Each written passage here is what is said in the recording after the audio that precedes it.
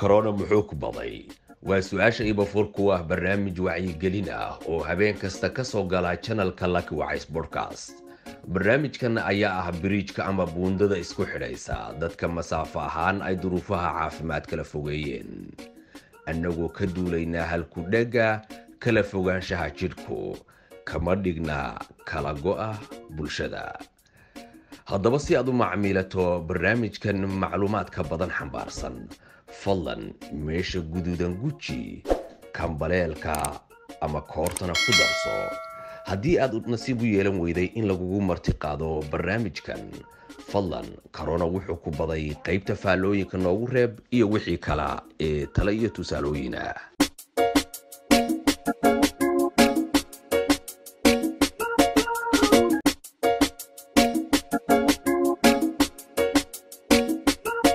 kulanti wacan oo wanaagsan daawadayaal meel walba aad joogtaanba ku soo dhawaada barnaamijkii taxanaha noo ahaa ee aan ugu magac darnay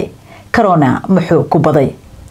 barnaamijkan ayaanu had iyo jeerba diiradda ku saarnaa cudurkan dilaaga ah oo saameynta ku yeeshay bulshada dhexdeeda iyadoo aanu si lama filaan ah qadka telefoonka kula xiriirno hadba qofku waqtigu noo saamaxo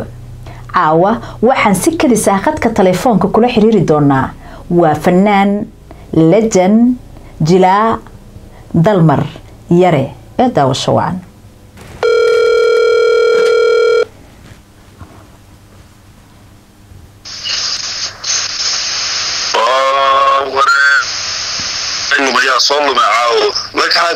هلا ومرحبا بكم السلام عليكم ماي لجن دلمر يري هلا يوكا شيء نكوا حنوزية ما مقص حيسو على عاوة صوت لراته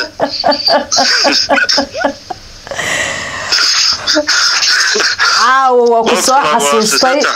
وحانو كوكسو حسوستي برنامج قصة البدن او قروح بدن او ان اغو مقعدري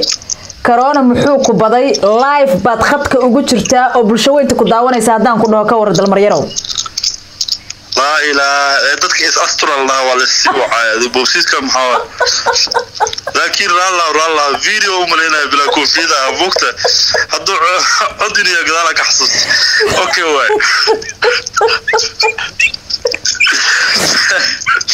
dalmar yare aad baan ku salaamaya markuu ugu horeyso aad baan ugu faraxsanahay barnaamijkan daawadayaashaada waa salaamaya aad baan idin salaamaya ma sha Allah dalmar ku soo dhawo barnaamij waxaan bilaabay oo la yiraahdo corona muxuu ku baday marka haddaan su'aasha adigaba aan ku weydiiyo dalmar yarow my legend corona muxuu ku baday wallahi corona wuxuu baday waxyaabo fara badan horta waxyaabaha ugu daran baa kaaga soo qaadanaya corona xaafad fadhi iyo maxaan ku raadayay isheeg shaqooyinkii iyo activitieski iyo hawlihii la qabanayay iyo orodkii waxyaabahaas waa activitieska faraha badan qofka caafimaad u tahay waa guriga ku jiridiisa caafimaad darro kala inkastoo wanaag badan ay wadato guriga joogidiisu oo aan ka baranay haddana dhibaato badan oo ka baranay oo guriga joogidiisa waa xanuun kala ah laakiin inta wanaag ee laga bartay oo waqtiga ilmaha la qaadanayso la joogaysa ayaa iyadana wanaag kale laga bartay ma sha Allah taas baan been ahaynba dalmaro maxaa kula yaabadnaa ee aad la kulantay inta uu socday cudurkan dilaaga ah ee corona waxa igu yaabadneed iguna qosol badneed waxa la ii sheegay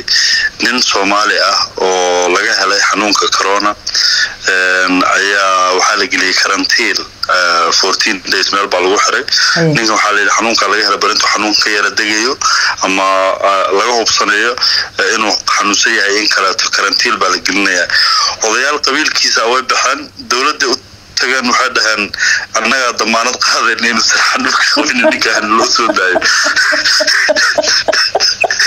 kiisa loo soo daayo sheekada sabcada corona ay qabiil la geliyay taas ay ugu qosol badanayd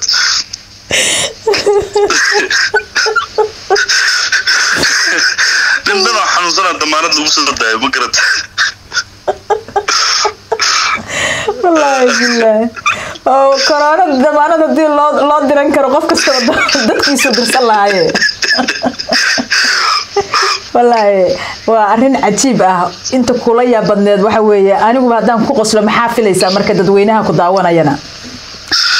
والله ارتيلهي انت حنوصن الله عافية انت دمتنا الله نحرسه دوينها كلي وحوي وحنفلي مردو inaan isugu nimaadno ciyaaraheena insha Allah inagoo wada free oo wada fayow insha Allah dalmarow maxaa isku madadaalisa maadaama guriga la joogo wallahi waxaan isku madadaaliyaa laba waxyaalood كلي وقت بدن أو المال لقاته أو عشرة iyo badan hada ani macallin school baan ahay school gooli aan schoolka waxaan ka shaqeeyaa guriga ka shaqeeyayo ardayda wali online wax looga dhigaa taas waxyaabo badan isku maaweliyo laakiin waqtiga extra aan haysto familkan waqti la qaataa iyo asxaabtayda oo mar walba online kaas aan ka wada sheekeysano aan ka wada hadalno ما شاء الله دلمر ما جرتا wax isbedel oo ku yimi noloshaada cudurkan inta uu socday aad wax badan buu nabaray cudurkan oo guri joogida iyo guriga la isku soo xiray wax badan ina bartay waxayna bartay waxyaabo badan oo markii hore attention badan aan siin jirin ilmaha koridooda waqti la qaadashadooda maxaan ku raadayay time gelintooda waxyaabo badan oo aabuhu badan oo uusan ka warahaynin ba marka hadda danta guriga kugu soo xidhay aad baranaysaa oo kugu noqonaysa maaragtay cashir kugu noqonaysa in haddii xataa xanuunka laga baxo waqti badan inaad guriga geliso oo reerka geliso oo wax badan ilmaha ay la qaadato aad u fiican tahay markii hore attention badan aad siin jirin marka waxyaabahaas buu ugu fara badan waxyaabahan ka baranay oo guri joog uu nabaray iyo xanuunkan u keena ما شاء الله todobada maalmood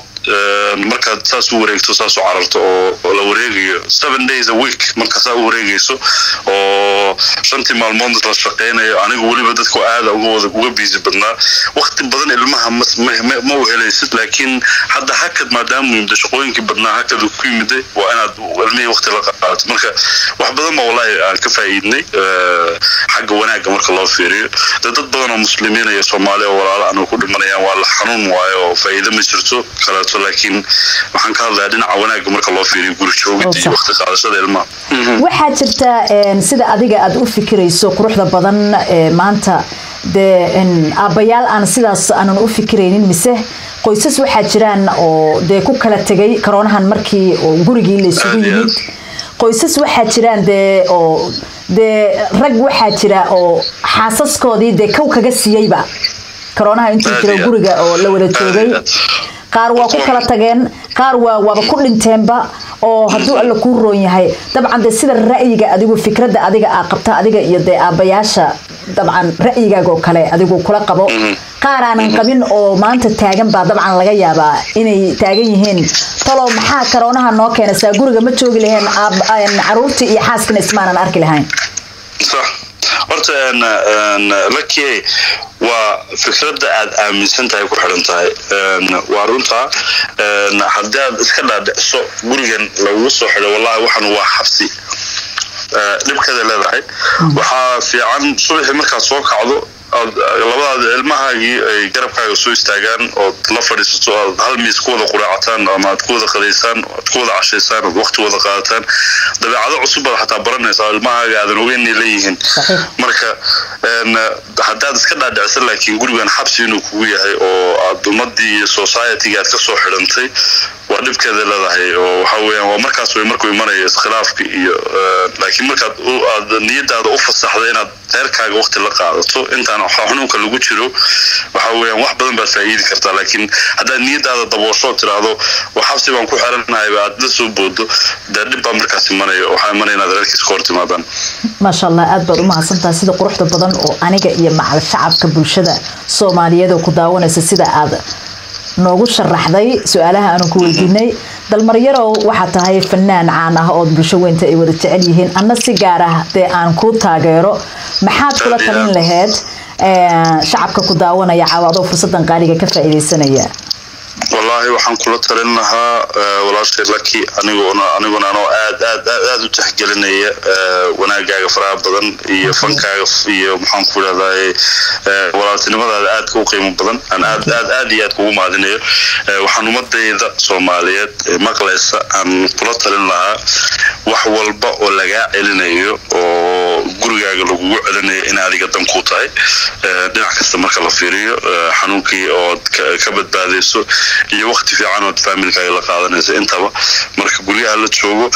alla iska ilaaliyo inta la iska ilaalin kara hala taxadaro maxaan ku leedahay sheeg qofkii awoodana ilmihiisa wax barto isna nusadiisa wax barto inta waqti ka faa'iideysto aad baan u salaamayaa waxaan leeyahay ilaahay caafimaad siiyo inta xanuunsan inta dhimatana Allah naxariisto inta kale Soomaaliyeedna Allah noo badbaadiyo wadankeena ilaahay aad ay nooga badbaadiyo xanuunkan aad iyo aad baad u mahadsantahay sida quruxda badan ee barnaamijka caawa aad igala qayb qaadatay isagoo filan waade kadis aan ku soo wacay laakiin waa ka baxsatay waxa weeye dal maryara tahay laakiin hada video ugu soo wacay 20 sano soo socota ku cin la bagad audio ugu soo wacday okay aad baad u mahadsantahay dal maryara aad baan kaaga mahad celinayaa sida quruxda badan oo aad telefoonkaada iga qabatay thank you Rashid baku salaamay always السلام عليكم ايوه ما شاء الله السلام hagaag guntii iyo gunaanadkii barnaamijkii caawa intaasi ayaan ku soo gabagabeynaya ballanteenu waa habeen dambe 7 fiidnimo waqtiga UK haddii aad nagu cusub tahay fadlan subscribe dheh wixii fariimo ah commentiga noogu reeba السلام عليكم ورحمة الله وبركاته